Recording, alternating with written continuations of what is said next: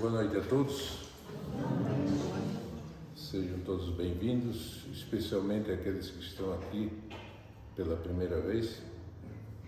Sintam-se em casa para nos acompanhar nas reflexões da tarde de hoje. A ordem do que vai acontecer: temos a prece inicial, depois temos a palestra e em seguida vamos ao passe, que é nessa salinha ali. Aí tem uma pessoa encarregada de conduzir, de chamar ao passe em torno de 1 minuto cada passe, né? E nesse momento é interessante para quem nunca tomou um passe ficar em reflexão, ficar em oração, né? Para que o passe funcione adequadamente. Em seguida, na saída, tem água fluidificada, copinho, e daí damos por encerrada as atividades de hoje. Aí eu convido a Suzane para fazer a prece para nós.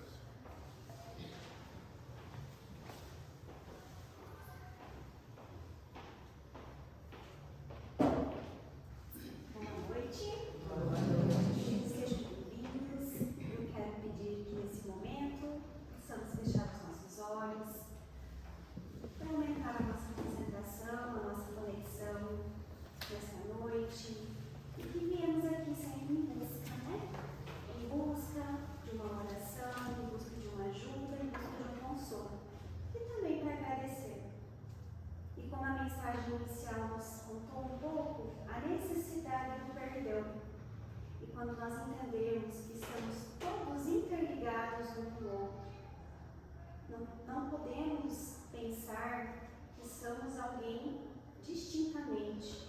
Nós estamos interligados, somos feitos da mesma partícula divina. Então, enquanto estiver um irmão sofrendo neste planeta, eu também irei sofrer. Enquanto eu carregar mágoa de alguém no meu coração, alguém também poderá carregar por mim. E assim vai virando um bolo de neve. E quando a gente faz ao contrário, isso também funciona. Quando eu alimentar o perdão na minha alma, a compaixão, a mansidão no meu coração, isso eu vou distribuindo por ressonância para as outras pessoas que estão ao meu redor. Quando eu aprendo a modificar dentro de mim o que está me causando certas dores e aflições, sem precisar falar muito, nós vamos ressoando isso para os nossos familiares, para os colegas de trabalho, até mesmo para as pessoas difíceis de conviver. O sentir. E se permitir perdoar, porque é uma decisão que seja constante, um dia após o outro, trazendo para o coração essa profunda vontade de perdoar e deixar ir o que ainda me amarra e trabalhar o auto-perdão. Se Deus é por nós e nos perdoa, por que eu ainda me condeno? Por que eu ainda arrasto essa corrente na minha vida que só me fere e me machuca? Vamos hoje trabalhar esse auto-perdão, esse amor próprio, que aumenta ainda mais a nossa conexão com Deus. E que Deus possa estar sempre, sempre vivo dentro do nosso coração. Que assim seja. Assim seja.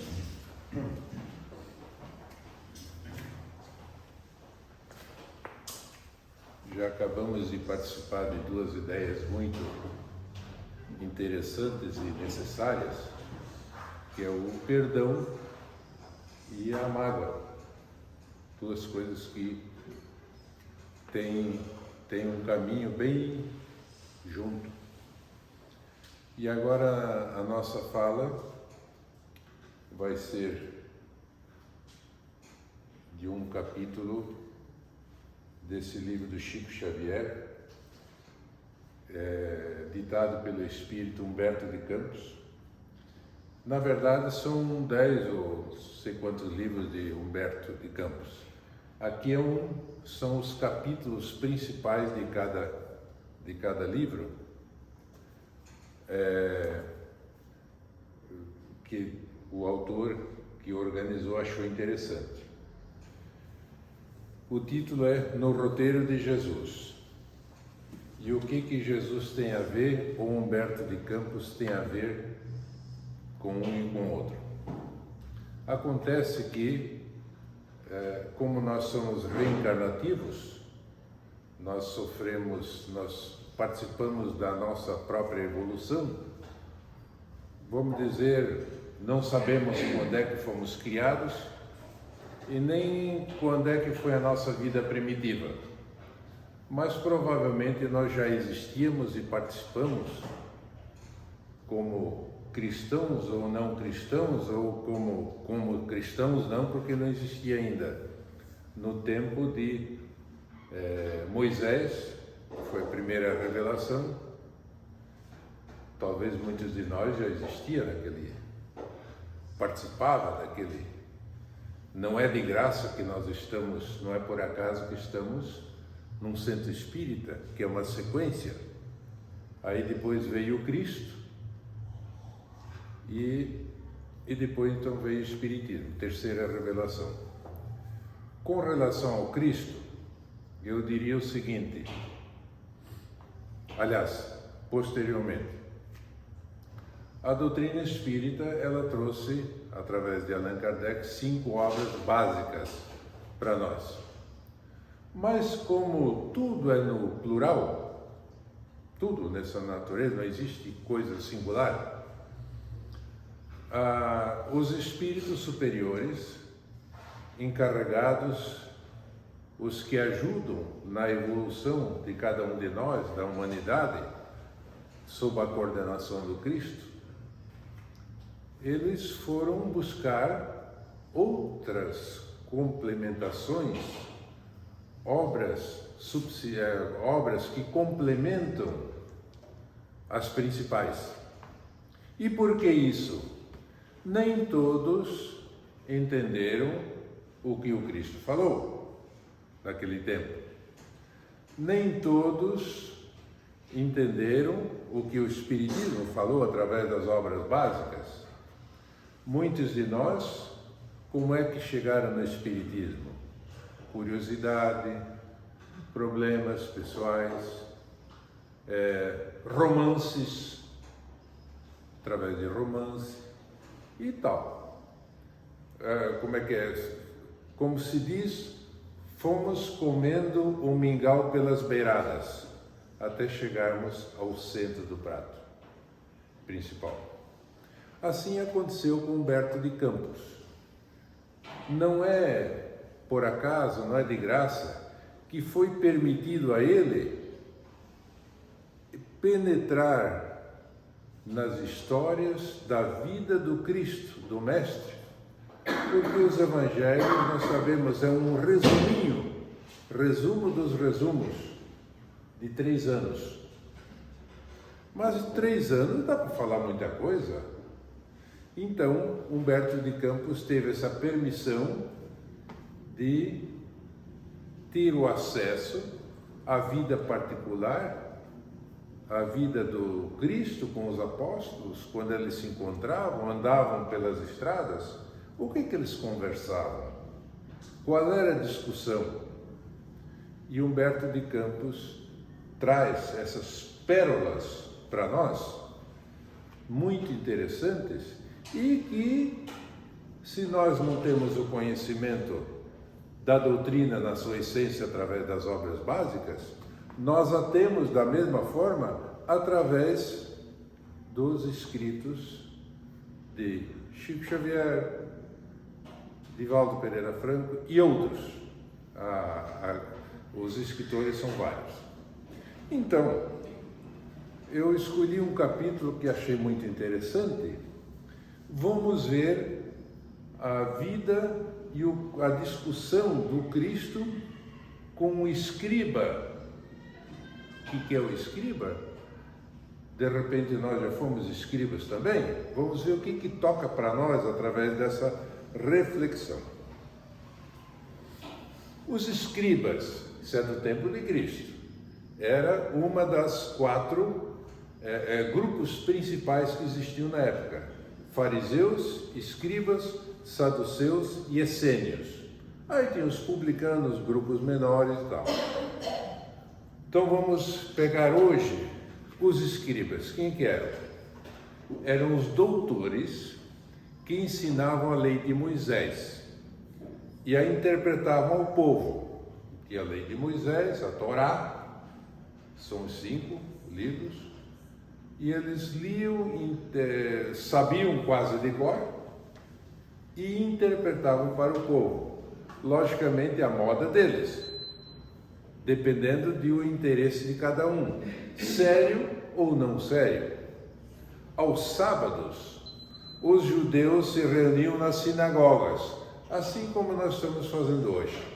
Isso aqui poderia ser, tem mais ou menos o tamanho de uma sinagoga. Não sei, eu não estive lá em Israel ainda, né? Mas é uma sala pequena, onde os judeus se reuniam aos sábados, que era o domingo deles, sagrado. Para quê? O que eles faziam lá? A sinagoga para fazer preces públicas, sob a chefia dos anciãos, os anciãos, que tinham muito prestígio na época. Os anciãos hoje, os anciãos, né? A gente costumamos deixar um pouquinho de lado. Naquela época, não. Dos escribas ou doutores da lei. Nelas também se realizavam leituras dos livros sagrados, seguidas de explicações e comentários por qualquer pessoa. Então, na sinagoga, alguém não precisava ser necessariamente um escriba, pegava, ia lá para o púlpito, desenrolava lá a Torá, que era um pergaminho tudo enrolado, e lia um trecho, explicava conforme achava e etc, etc. Qualquer pessoa podia fazer isso aí. Numa dessas, o Cristo fez a mesma coisa. Ele era judeu, e chegando, Lucas que registra isso aí, e chegando a Nazaré, entrou na sinagoga, Nazaré, e levantou-se para ler. E foi-lhe dado o livro do profeta Isaías. E quando abriu o livro, achou o lugar em que estava escrito: O Espírito do Senhor está sobre mim, pois que me ungiu para evangelizar os pobres, enviou-me a curar os quebrantados do coração e a pregoar liberdade aos cativos, a dar vista aos cegos e pôr em liberdade os oprimidos. Tudo o que o povo queria escutar, menos o pessoal que estava ali na sinagoga, porque o povo miserável, os oprimidos, não estavam ali, estavam fora. E o Cristo, né, leu essa parte, isso é um pequeno trecho. Depois o que ele diz? E cerrando o livro, fechou, e tornando a dá-lo ao ministro, assentou-se. E os olhos de todos na sinagoga estavam fitos nele. O que ele vai dizer? Quem é esse cidadão que apareceu aqui hoje? E então começou a dizer-lhes: hoje se cumpriu esta escritura em vossos ouvidos. Vocês estão escutando o que está sendo cumprido. E todos lhe davam testemunho e se maravilhavam das palavras de graça que saíam da sua boca e diziam: não é esse o filho do José, o carpinteiro? Já outros, em outro local: por acaso sai alguma coisa boa de Nazaré? Alguma coisa que preste? Né? Então existiam esses comentários. O Cristo ainda não era conhecido, era no começo da sua vida pública. A coisa não para por aí. Eu só fiz um pequeno resuminho, mas na verdade o Cristo falou, foi falando. E a turma não começou a desgostar. No começo ficaram admirados com a fala dele. Mas o Cristo começou a pegar no pé da turma, né? E a turma começou a não gostar daquilo. Em verdade vos digo que nenhum profeta é bem recebido na sua pátria. Foi ali que ele falou. Nenhum profeta é bem recebido. Ele se considerava também um profeta, também era mestre, profeta, etc. Nenhum é bem quisto. E todos na sinagoga, ouvindo essas coisas, várias que ele falou, se encheram de raiva, de ira, e levantando-se, o expulsaram da cidade. Fora daqui. Isso não nos interessa. Ele, porém, passando no meio deles, retirou-se. Tá bom, não me querem, tchau, até logo, passe bem. A primeira vez que ele entrou numa sinagoga, não foi bem recebido. Foi bem recebido, mas depois mudou a coisa. Porque ele tinha o costume, ele não deixava as coisas bonitinho, redondinho no começo. Depois ele ia para frente. Coisas, por exemplo, as que ele falava. Na cadeira de Moisés,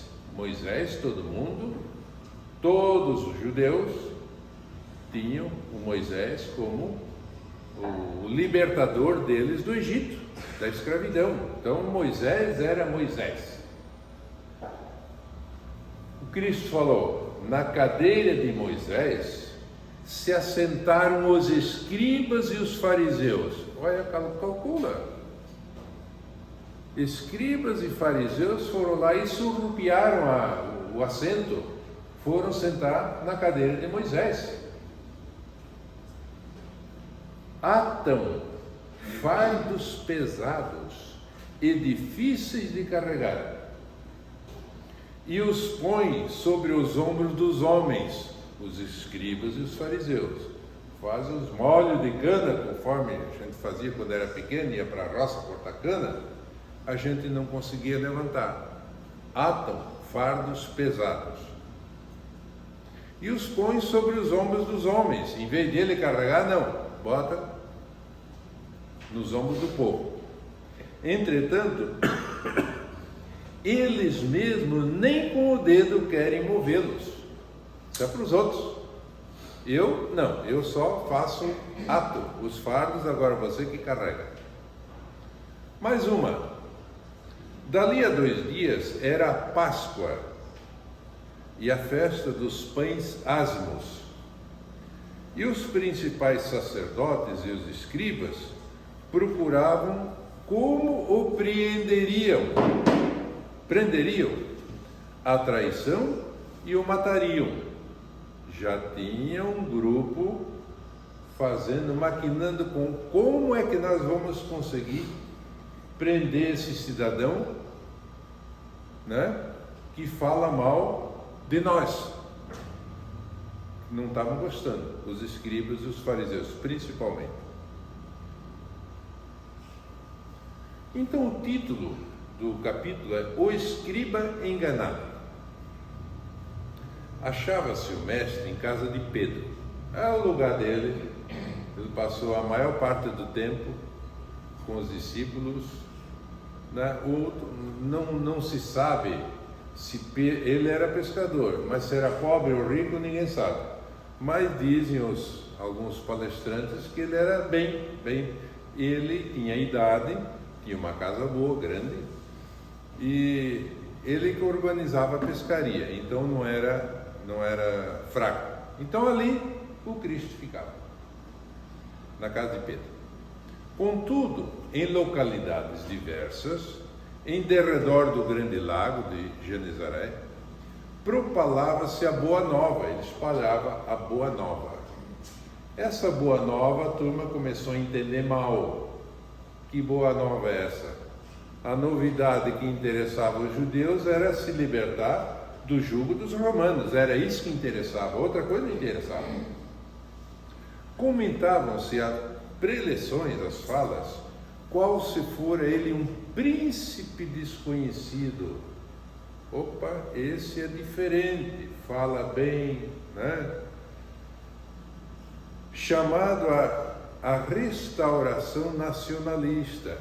Ele falava bem, vinha libertar os judeus, né? Ele não falava dos romanos, que não era isso, mas salvaria, né? Os pobres, ajudava e tal.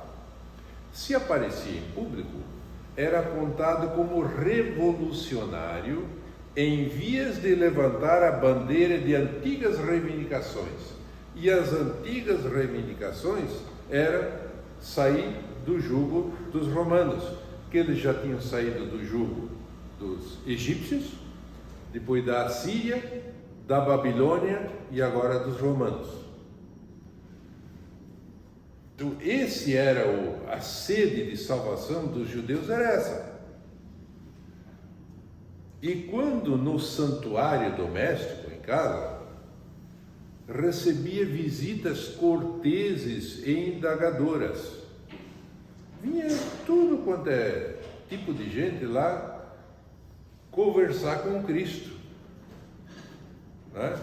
Ele fazia aquelas preleções públicas, e ali quem aparecia? Os pobres, miseráveis, coxos, cegos, né? Esse pessoal. Depois ele encerrava e ia lá na casa de Pedro com os discípulos. E ali um outro, né, que não podia aparecer em público, ia lá para conversar com o Cristo lá reservadamente. Não surgiam, no entanto, tão somente os que vinham consultá-lo acerca de princípios libertários, mas também os que, inflados de superioridade, vinham discutir os problemas de fé. Lá aparecia um publicano, o Zaqueu, era baixinho e subiu na árvore para poder enxergar o Cristo passar. Zaqueu, desce daí, vou na tua casa hoje à noite. O Nicodemos, que era o chefe dos doutores da lei, dos fariseus, só que era bem intencionado, mas tinha coisa que ele não entendia que o Cristo falava. Foi lá, reservadamente. Aí o Cristo deu uma aula de reencarnação para ele. E assim, iam vários. E hoje foi o dia de um escriba. Foi assim que o escriba Datã se acercou familiarmente dele. O Datã era bem intencionado, não era ruim não. Sobraçando pacote de rolos volumosos e guardando áreas de mistério na palavra sigilosa e malevolente, aquele pacote de pergaminho.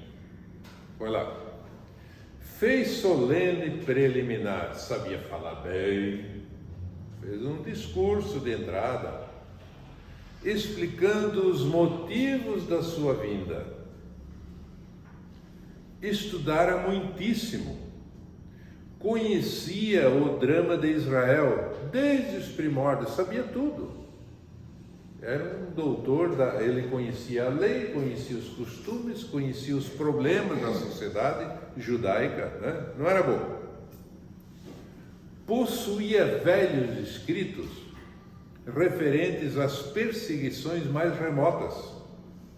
Arquivara, cuidadoso, preciosas tradições ocultas que relatavam os sofrimentos da raça na Assíria e no Egito. Discutia, douto e perspicaz, sobre o passado de Moisés e Arão, irmão dele, na pátria dos faraós, e recolhera conhecimentos novos com respeito à terra da promissão. Então ele era um estudioso, daqueles quase fanáticos, sabia profundamente da história do povo. Em virtude da inteligência inata com que sabia tratar os problemas do revelacionismo, a revelação de Moisés, declarava-se disposto a colaborar no restabelecimento da verdade. Então ele achou e imaginou que o Cristo de repente fosse uma pessoa que merecesse confiança. E por que não ser o Messias? Né? Mas era um pouquinho duvidoso, mas que era uma pessoa inteligente, era de Israel, era judeu, tanto é que chamavam ele de mestre, né? Pretendia contribuir não só com o verbo inflamado, discurso, mas também com a bolsa, no banimento sumário de todos os exploradores do templo. Esse era o calcanhar de Aquiles dele. Tanto é que, numa certa ocasião lá, o Cristo expulsou os vendilhões do templo. Como é que era o templo? O templo de Jerusalém, hoje só tem mais um muro. Acabou tudo. Era feito em 3 partes. Uma área livre, só cercada, que era o átrio, onde o povo ficava. Aí tinha um cercado fechado, onde só os sacerdotes podiam entrar para oferecer as oferendas a Deus. E lá no meio dessa tenda tinha o tabernáculo, e hoje na Igreja Católica é aquele tabernáculo, né, com a luzinha lá, onde estaria o Cristo, pequenininho. Mas lá não, era chamado Santo dos Santos. Era uma espécie de andor que era carregado no deserto, através de várias pessoas, onde estavam guardadas as 2 tábuas da lei. Que lei? Os 10 mandamentos que o Moisés recebeu no Monte Sinai. As 2 tábuas estavam guardadas lá dentro. Ali ninguém podia entrar, né? Então era todo um ritual, 3 partes: Santo dos Santos, a parte do átrio e depois a parte do povo. Muito bem. E aquela parte do povo estava tomada pelos cambistas, negociantes, vendedores de quinquilharia, tudo, um Paraguai da vida. E o Cristo se incomodou uma época lá e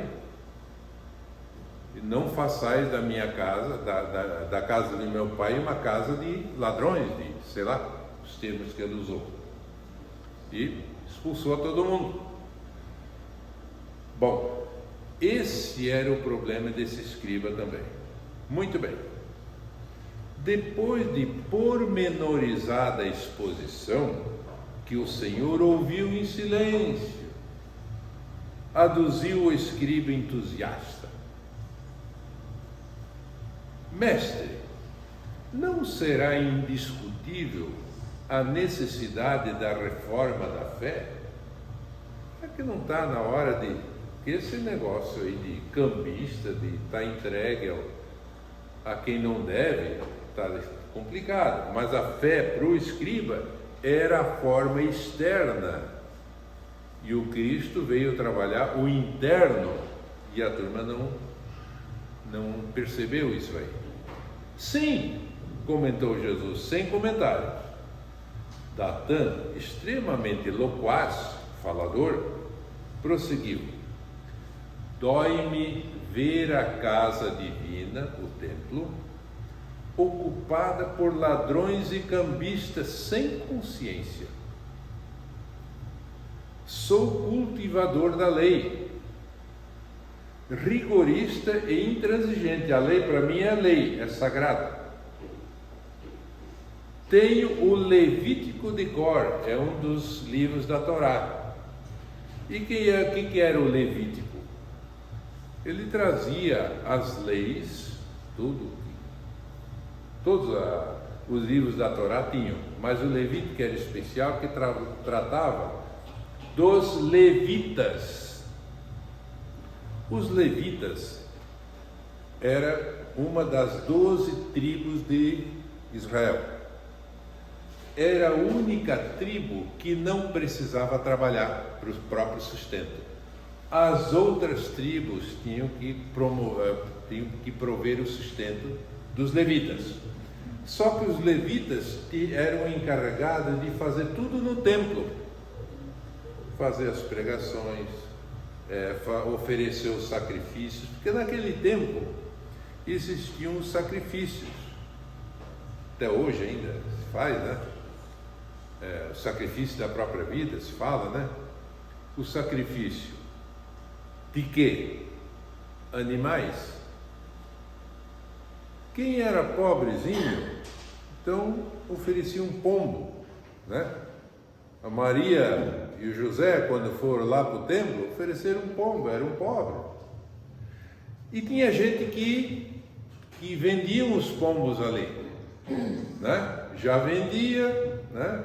A pessoa ia lá, oferecia. Certos animais eram oferecidos, tiravam o sangue e a carne ficava com os levitas.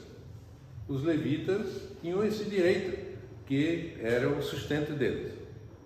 Bom, vamos lá.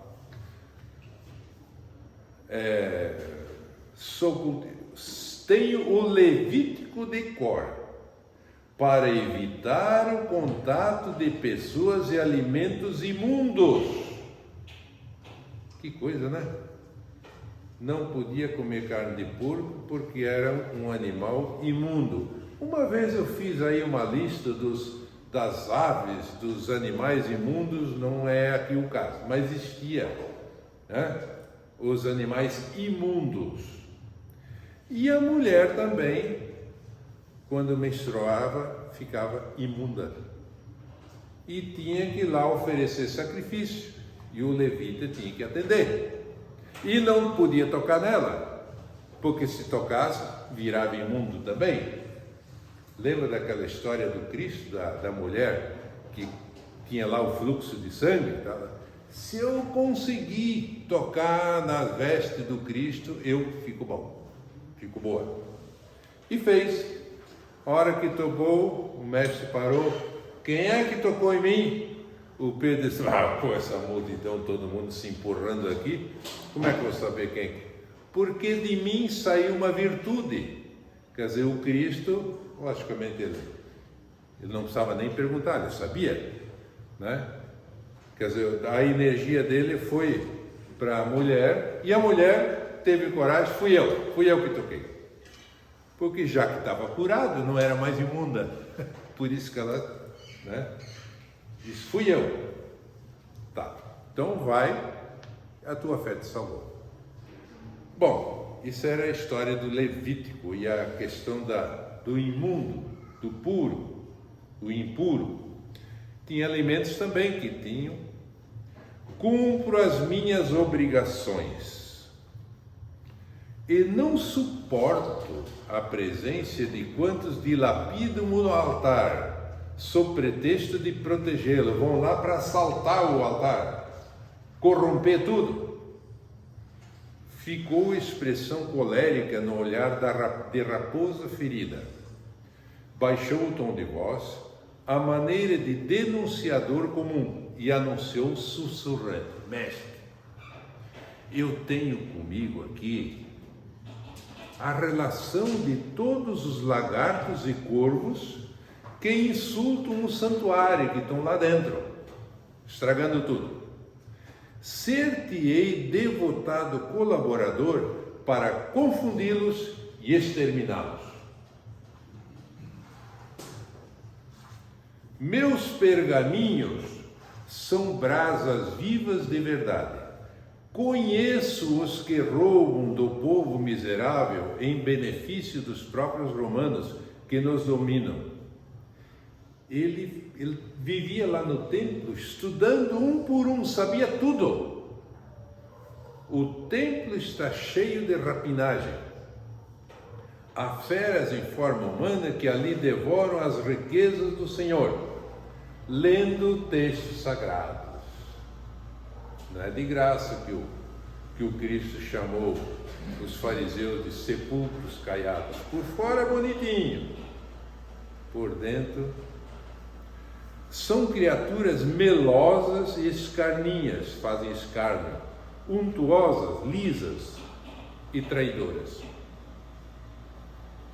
O Cristo ouvia sem qualquer palavra que lhe demonstrasse o desagrado. O Cristo tinha uma paciência, e ébrio de maledicência, o visitante desdobrou um dos rolos, abriu e acrescentou, como se o Cristo não soubesse, né? Vejamos pequena galeria de criminosos que de imediato precisamos conter. Um rolinho aí, uns poucos, que precisamos conter essa gente. Primeiro, o rabino, que é um líder religioso, Yochanan, vive cercado de discípulos, administrando lições, mas é proprietário de muitos palácios, conseguidos à custa de viúvas misérrimas, que vão lá fazer o sacrifíciozinho, oferecer uns trocos, comprar uma pombinha, e ele vai levando. É um homem asqueroso pela sovinícia a que se confia. O rabino Jafé, desde muito, é um explorador de mulheres desventuradas. Do átrio da casa de Deus para dentro é uma ovelha, mas do átrio para fora um lobo insaciável. Outro, Nação, o sacerdote, é tudo gente chegada lá ao Santo dos Santos, ao templo, tudo gente boa. Vale-se da elevada posição que desfruta para vender a preços infames touros e cabras destinados ao sacrifício. Estava tudo lá fora, mas vendido a peso de ouro, quem podia. Por intermédio de terceiros, que ele enriquece as arcas. Já possui 3 casas grandes, cheias de escravos em Cesareia, com vastos rebanhos de carneiros. Agiel, um dos guardas do sagrado candeeiro, aquela luz lá, o candeeiro, enverga túnica respeitável durante o dia, mas é salteador durante a noite. Beleza, né? Sei quantas pessoas foram por ele assaltadas no último ano sabático. O escriba contava tudo. Nemrod, o zelador do Santo dos Santos, a última lá, onde estavam as tábuas da lei, tem 7 assassínios nas costas. Formula preces comoventes no lugar divino, mas é malfeitor contumaz, evadido da Síria. Aí vai, Efraim, o último, o levita, que se insinua presentemente na casa do sumo sacerdote, o Anás ou Caifás, um dos dois. É político sagaz. E vai. Daí ele acaba dizendo para o mestre: Senhor, deixa eu ver, aceita-me no ministério. Ele ia fazer um reino de Deus, mas ele não entendeu que o reino de Deus era dentro da pessoa, não era exterior. Estou pronto. Informaram-me de que te dispões a fundar um novo reino e uma nova ordem. Ajudar-te-ei a massacrar os impostores. Renovaremos a crença do nosso povo. Ele era bem intencionado, só que equivocado nas ações práticas. Agora vem o Cristo, o que diz para ele? como se fosse para nós. É para nós isso aí. Não é para o escriba, não. Datã, equivocas-te naturalmente. Tu estás enganado. Qual acontece a muitos outros também se enganam. A boa nova é de salvação interna. Não procuro delatores nem carrascos. Não me interessa. Sempre valiosos nos tribunais. Os tribunais precisam de delação premiada, carrasco, isso é coisa lá do tribunal. Precisamos. Eu não. Agora, estamos buscando simplesmente homens e mulheres que desejam amar o próximo. Lembra do festim das bodas? Está lá, no fim foi todo mundo convidado e chegou o que organizou a festa, encontrou na mesa sentado um que não tinha a veste nupcial. Daí eu expliquei, o que é a veste nupcial? Isso aqui, ó. Simplesmente, homens e mulheres que desejam amar o próximo. Esses estão investidos de veste nupcial. Simples, simples. Não tem nada de... E ajudá-lo, o próximo, em nome de nosso Pai, a fim de que nos façamos melhores uns para com os outros. É o próximo que o Cristo falou, né? Então, nos amar, nos respeitar, nos ajudar. Isso, eu estou procurando essa gente. O mestre, sereno e persuasivo, ia continuar, mas o escriba eloquente, tão profundo no conhecimento das vidas alheias, ele sabia de tudo dos outros, só esqueceu de si. Enrolou os pergaminhos, apressado, franciu os lábios amarelos de cólera inútil e atravessou a soleira da porta sem olhar para trás. Sumiu! Muito bem. Para o nosso encerramento, Santo Agostinho, ele ensina que o amor a Deus é o primeiro mandamento. Só que é interessante a divisão dele na ordem dos preceitos. Preceitos, vem de cima, amor a Deus. É o primeiro, enquanto o amor ao próximo é o primeiro na ordem de execução. Meu próximo é para o lado. Para cima é Deus. Deus, preceito. Teoria. A prática é para cá. É o famoso sinal da cruz, né? A cruz não é de graça que a cruz virou o símbolo da cristandade. Isso porque quem não ama o irmão a quem vê, isso é Cristo que fala, não pode amar a Deus a quem não vê. Eu não vejo Deus acima.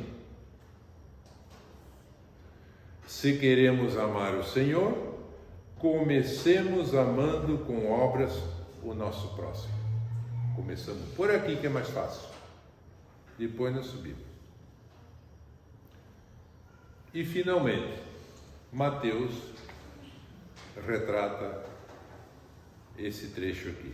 Os fariseus ouviram dizer que Jesus tinha feito calar os saduceus. Eu falei no começo, fariseus, escribas, saduceus e essênios, os 4 grupos principais. Então, o Cristo, volta e meia, tinha uma peleia com algum deles e eles, logicamente, não conseguiam aquilo que eles queriam, confundir o mestre. Eles então se reuniram em grupo e um deles perguntou a Jesus para experimentá-lo: Mestre, qual é o maior mandamento da lei? Eles conheciam todas as leis. 613 leis os judeus tinham. Não era só os 10 mandamentos, era o principal. O restante, como comer, como lavar as mãos, etc, etc, tudo era lei para os judeus. Jesus respondeu: amarás o Senhor teu Deus de todo o teu coração, de toda a tua alma e de todo o teu entendimento. Deus em primeiro lugar. Levantou de manhã, agradeça a Deus. Peça auxílio a Deus. À noite, antes de dormir, agradeça a Deus pelo dia que foi dado. Agradeça pela noite que está vindo. Essas coisas, sempre em contato com Deus. Nós, fica mais fácil a gente imaginar que Deus fica para cima. Deus está em todo lugar, está dentro de nós, fora de nós, em cada célula que nós tivermos. Como é que é isso? Não sei. Isso ainda, talvez um dia eu vou entender, nós vamos entender isso aí. Este é o primeiro e o maior mandamento: amar a Deus. O segundo é semelhante a este: amarás o teu próximo como a ti mesmo. Próximo e a você, como a ti mesmo. Toda a lei e os profetas estão contidos nesses 2 mandamentos. Não precisa mais nada, em outras palavras. Faça isso aí, né? Não faças a outrem o que nos queres que te façam, né?